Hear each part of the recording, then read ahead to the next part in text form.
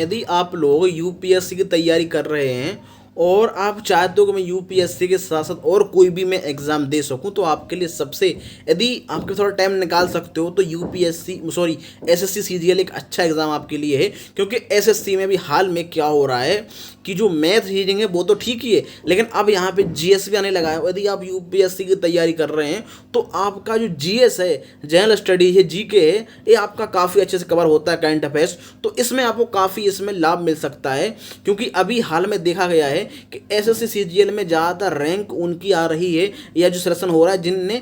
Math reasoning English के साथ साथ जीएस को भी कवर किया है। लेकिन यदि आप यूपीएससी कर रहे हैं तो आपका जीएस कंप्लीट है, और चूंकि आप सीसेट के लिए मैथ ही पढ़ते हो, और एसएससीजीएल में ये भी देखा गया है कि जो मैथ आ रही है, रीजनिंग आ रही है, वो भी कोई एक्स्ट्रा ऑर्डिनरी, कोई बहुत ज़्यादा कठिन नहीं आ रही है। तो जो आप पे बने ना, यदि आप चाहो तो आसानी से अच्छे से पढ़ के, यदि 4 महीने 5 महीने आपके पास टाइम है, 4 महीने, तो इसमें आप आसानी से मैथ हो गया, रीजनिंग हो गया, इंग्लिश भी हो गया, तो इसको कवर कर सकते हो। हाँ, यदि कोई प्रॉपर शुरू से तैयारी करना चाहता है, इसको ना तो जीएस आता है ना इंग्लिश, तो उसके लिए प्रॉपर 8-9 महीने लग जाते हैं ऐसी तैयारी में, 9 महीने, ठीक है। लेकिन यदि आपने चूंकि पढ़ ही लिया है, आपने सीसेट के लिए कुछ पढ़ा होगा, मैथ पढ़ी होगी, रीजनिंग पढ़ी होगी, थोड़ा बहुत अर्थमेटिक, ठीक है, एडवांस नहीं पढ़ा होगा तो अर्थमेटिक पढ़ी होगी थोड़ी बहुत,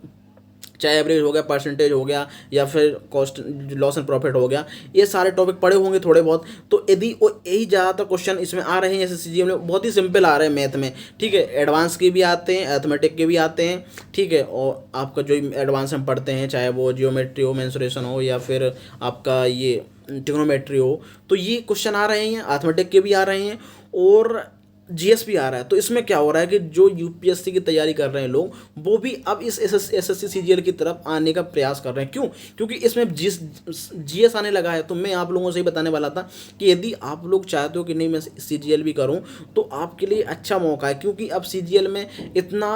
मैथ का भी इतना वो नहीं है कि भाई, आप खुद देखो ना, अभी 2023 में कितने कट ऑफ गया, 150 से ऊपर गया। तो 150 ऐसे तो गया नहीं होगा, किसने फुल में फुल क्वेश्चन किए, मतलब लगभग सब लोग 80-90 क्वेश्चन किए होंगे, 55 क्वेश्चन किए होंगे, किसी ने 100 में 100 अटैम्प्ट किए होंगे, और लगभग ज़्यादा सही होंगे, तभी उसका स्कोर 150 से ऊपर आया है। तो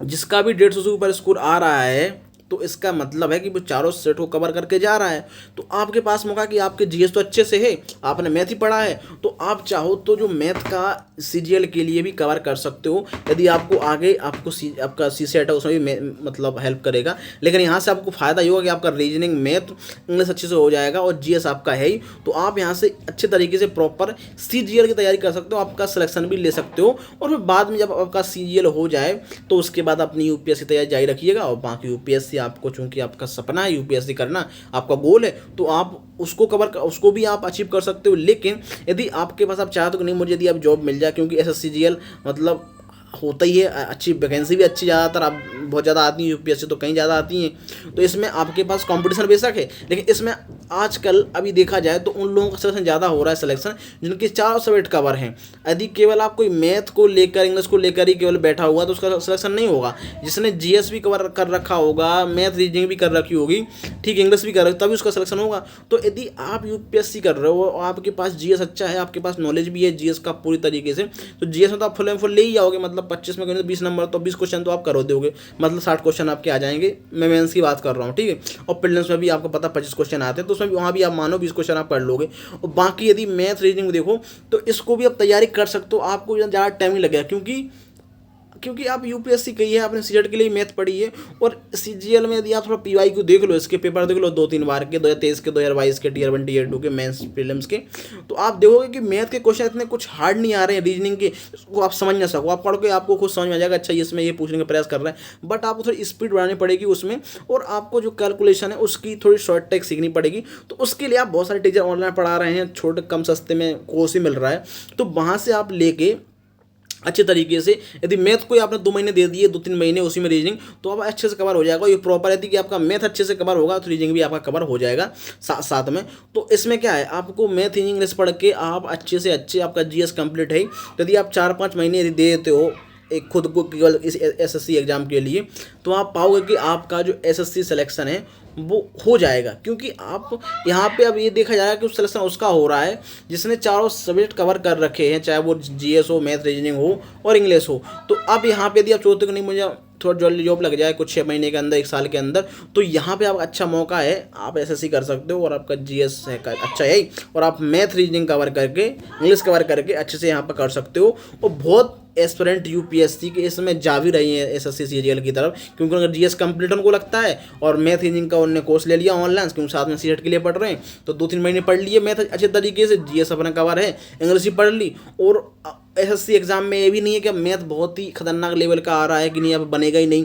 कि अब चलो भाई बेकार उसमें टाइम देने का मतलब नहीं है तो उस पर मत दो, बहुत ही सिंपल तरीके से आ रहा है। यदि अच्छे तरीके से मैथ कर ले तो अच्छे तरीके कॉन्सेप्ट क्लियर कर ले तो आपका स्वाभाविक सी बात है कि यूपीएससी जीएल में आपका हो जाएगा। तो ये यहाँ पे एक काफ़ी देखने को मिल रहा है, क्योंकि बहुत सिंपल क्वेश्चन आ रहा है, आपने देखा होगा, इसलिए कट ऑफ भी बहुत जा रहा है। खुद देखो ना 150 से ऊपर कट ऑफ गया है, 150, मतलब एसएससी जीएल 2023 का। क्यों जा रहा है? क्योंकि क्वेश्चन का एक तो लेवल क्या बहुत कम कर दिया है और कंपटीशन ज़्यादा बढ़ गया है और वैकेंसी कम थी इस बार, तो और जो बच्चे शॉर्टलिस्ट किए गए मेंस के लिए उनकी संख्या भी कम कर दी गई है, जो कितने गुना लेते हैं टोटल वैकेंसी का, ठीक है। तो उसमें क्या हो रहा है, जो कट ऑफ है वो हाई चला गया है, और चूंकि बच्चों तो पूरे पढ़ के गए ही थे तो उन्हें सारे चारों को 4 सब्जेक्ट कवर कर रखे हैं। 150 से ऊपर नंबर यदि कट ऑफ जा रहा है तो खुद सोचो 75% नंबर मतलब आ रहे हैं बच्चों के, ठीक है। मतलब 200 में से 200 नंबर का है क्वेश्चन, यहाँ 200 नंबर का ही है शायद, क्योंकि 100 क्वेश्चन है, हर क्वेश्चन 2 नंबर का है, ठीक है, 50-50 नंबर के। तो यदि कोई यार इतने नंबर ला रहा है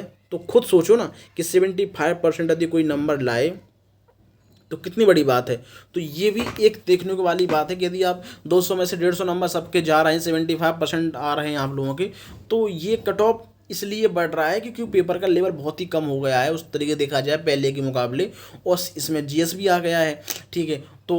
इसमें और बच्चे ज़्यादा से ज़्यादा इसमें आ रहे हैं, यूपीएससी वाले भी तैयारी इसमें एग्ज़ाम दे रहे हैं, चाहे वो मैथ, क्योंकि पता है मैथ हम कवर कर लेंगे, रीजनिंग भी कवर कर लेंगे, और इंग्लिश हो गया अपना, हमें जीएस हमें आता ही है, तो सोचते हैं कि यार जीएस तो अपना कवर हो गया है, तो हम यूपीएससी को थोड़ा भी साइड करते हैं, 3-4 महीने तैयारी करते हैं सीजीएल के लिए, मैथ पढ़ लेंगे, रीजनिंग पढ़ लेंगे, इंग्लिश पढ़ लेंगे, और जब जैसे टीयर 1 निकलेगा, टीयर 1 निकल जाएगा तो 2 महीने अपने पास टाइम है, फिर अपन तैयारी कर लेंगे, इसकी मेंस की प्रैक्टिस कर लेंगे, मॉक टेस्ट वगैरह अच्छे तरीके से, और एक प्रॉपर तैयारी करोगे तो आसानी से सीजीएल का निकलने के चांस हो, निकल जाएगा। क्योंकि अब ये देखा जा रहा है कि जिसने जीएस कंप्लीट कर लिया है, मैथ ही 4 सब्जेक्ट, तो उसका आसानी से हो जाता है। तो ये आप लोगों के लिए काफ़ी एक अच्छी अपॉर्चुनिटी है कि यदि आपका जीएस कंप्लीट है और आप थोड़ा है इसमें आपको जा रहा है कि नहीं 6 महीने के अंदर जॉब चाहिए, तो आपको सीजीएल में काफ़ी जल्दी मिल सकती है। यदि आप सीजीएल कर लिया तो आपके बहुत सारे एग्ज़ाम भी, क्योंकि मैथ रीजनिंग इंग्लिश ऐसा सब्जेक्ट हैं जो आपको हर एग्ज़ाम में आपको कहीं ना कहीं मिलेंगे, चाहे यदि आप टेट देते हो, डीएसएसबी का देते हो, ठीक है, मतलब आप टीचिंग के लिए देते हो तो उसमें भी आपको मैथ रीजनिंग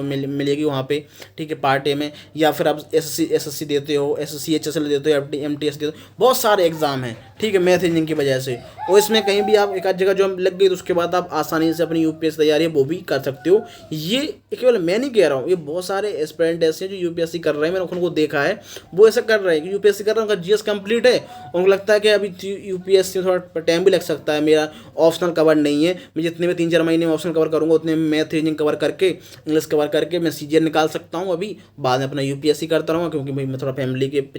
मतलब प्रेशर जल्दी अब चाहिए और बैकग्राउंड अच्छा नहीं है, थोड़ा टाइम दे ही सकते हैं तैयारी के लिए, तो हम एसएससी सीजीएल या कोई भी जॉब कर लेते हैं। तो ऐसे में काफ़ी लोगों का ये रुझान इसमें आ रहा है, क्योंकि इसका सबसे बड़ा चांस, सबसे बड़ा ये है कि इसमें एसएससी में जीएस आ गया, उसकी वजह से लोगों को काफ़ी हेल्प मिल रही है जो यूपीएससी वाले हैं, और जो केवल मैथ के भरोसे थे, इंग्लिश के भरोसे थे, उनको लगता है कि यार कहाँ से कहाँ जीएस आ गया, उसकी वजह से उनको लगता है अरे यार सब बेकार है। तो ये उसमें देखा गया है, तो आप लोग चाहो तो ऐसा कर सकते हो। बाकी और भी कोई डाउट है तो लोग कमेंट करके बता सकते हैं एसएससी से रिलेटेड या यूपीएससी से रिलेटेड, तो हम लोग जरूर वीडियो बनाएंगे। धन्यवाद दोस्तों, जय हिंद, जय भारत।